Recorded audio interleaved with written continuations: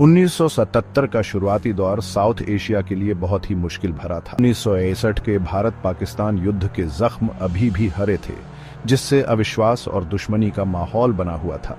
शीत युद्ध के बीच भारत और पाकिस्तान अलग अलग महाशक्तियों के साथ खड़े थे। प्रधानमंत्री इंदिरा गांधी के नेतृत्व में गुटनिरपेक्ष रहना चाहता था, वहीं याहिया खान के नेतृत्व वाला पाकिस्तान अमेरिका और उसके सहयोगियों की तरफ झुक रहा था। कश्मीर का अनसुलझा मुद्दा, जिस पर भारत और पाकिस्तान दोनों का दावा था, इस आग में घी का काम कर रहा था। 1943 में ब्रिटिश भारत के विभाजन के बाद से चला आ रहा ये क्षेत्रीय विवाद पहले ही 2 युद्धों का कारण बन चुका था और अब भी एक बड़ा संघर्ष का मुद्दा था। 1970 में अवामी लीग की चुनावी जीत को नकारे जाने के बाद पूरे पूर्वी पाकिस्तान में व्यापक विरोध प्रदर्शन शुरू हो गए। स्वायत्तता और लोकतांत्रिक जनादेश के सम्मान की मांग को लेकर शुरू हुए शांतिपूर्ण प्रदर्शन जल्द ही एक बड़े संकट में बदल गए।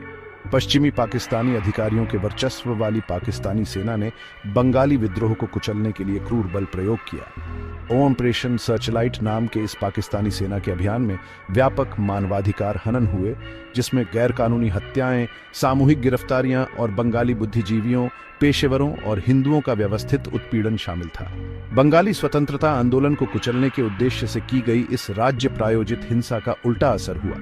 इसने बंगाली आबादी को और अलग थलग कर दिया और एक स्वतंत्र मातृभूमि की उनकी इच्छा को और बल दिया। जैसे जैसे पूर्वी पाकिस्तान की स्थिति बिगड़ती गई, बड़ी संख्या में शरणार्थी पड़ोसी देश भारत में आने लगे। हिंसा और उत्पीड़न से भागते हुए लाखों बंगाली शरणार्थियों ने पश्चिम बंगाल, असम और त्रिपुरा जैसे भारतीय राज्यों में शरण ली।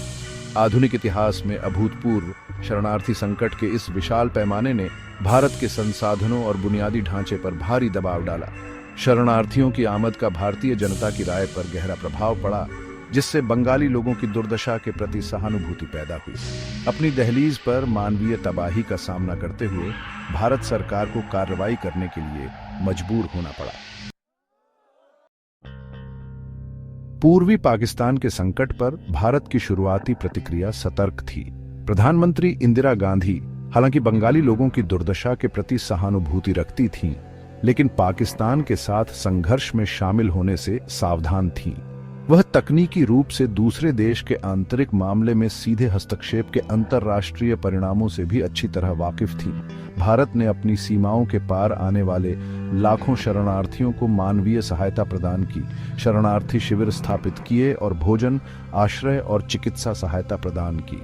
हालांकि शरणार्थी संकट की भयावहता ने यह स्पष्ट कर दिया कि केवल मानवीय प्रतिक्रिया ही पर्याप्त नहीं थी। भारत ने मुक्ति वाहिनी, जो पूर्वी पाकिस्तान की मुक्ति के लिए लड़ने वाली बंगाली गुरिल्ला सेना थी, को गुप्त रूप से समर्थन देना शुरू कर दिया। मुक्ति वाहिनी के लड़ाकों को सैन्य प्रशिक्षण और रसद सहायता प्रदान करने के लिए भारतीय प्रशिक्षण शिविर स्थापित किए गए। एक कूटनीतिक समाधान की आवश्यकता को समझते हुए भारत ने पूर्वी पाकिस्तान में सामने आ रहे मानवीय संकट को उजागर करने और बंगाली हित के लिए अंतर्राष्ट्रीय समर्थन हासिल करने के लिए एक वैश्विक अभियान शुरू किया। हालांकि इन प्रयासों को अंतर्राष्ट्रीय समुदाय, विशेषकर संयुक्त राज्य अमेरिका से लाजली उपेक्षा का सामना करना पड़ा, जो पाकिस्तान के साथ अपने रणनीतिक गठबंधन को बनाए रखने को लेकर अधिक चिंतित था। जैसे जैसे 1971 का साल बीतता गया, पूर्वी पाकिस्तान की स्थिति लगातार बिगड़ती गई। याहिया खान के नेतृत्व वाली पाकिस्तानी सरकार संकट के मूल कारणों को दूर करने के लिए अनिच्छुक या अक्षम लग रही थी। शीत युद्ध की राजनीति में उलझा अंतर्राष्ट्रीय समुदाय पाकिस्तान पर शांतिपूर्ण समाधान की दिशा में काम करने के लिए प्रभावी दबाव बनाने में विफल रहा। भारत खुद को असमंजस की स्थिति में पाया। एक तरफ वह चुपचाप खड़ा नहीं रह सकता था और अपनी दहलीज पर मानवीय तबाही होते हुए देख सकता था। दूसरी तरफ सीधे सैन्य हस्तक्षेप से संघर्ष बढ़ने और अंतर्राष्ट्रीय निंदा का जोखिम था। युद्ध को टालने के आखिरी प्रयास में भारत ने अगस्त 1971 में सोवियत संघ के साथ भारत सोवियत मैत्री और सहयोग संधि पर हस्ताक्षर किए। यह संधि हालांकि एक औपचारिक सैन्य गठबंधन नहीं थी, लेकिन पाकिस्तान के साथ युद्ध की स्थिति में भारत को एक हद तक रणनीतिक आश्वासन प्रदान करती थी। भारत सोवियत संधि पर हस्ताक्षर पाकिस्तान के लिए एक स्पष्ट संकेत था कि भारत पूर्वी पाकिस्तान में घट रही घटनाओं का मूक दर्शक नहीं बना रहेगा। यह पाकिस्तान की ओर से संयुक्त राज्य अमेरिका, या उसके सहयोगियों द्वारा किसी भी संभावित हस्तक्षेप के खिलाफ एक निवारक के रूप में भी काम करता था।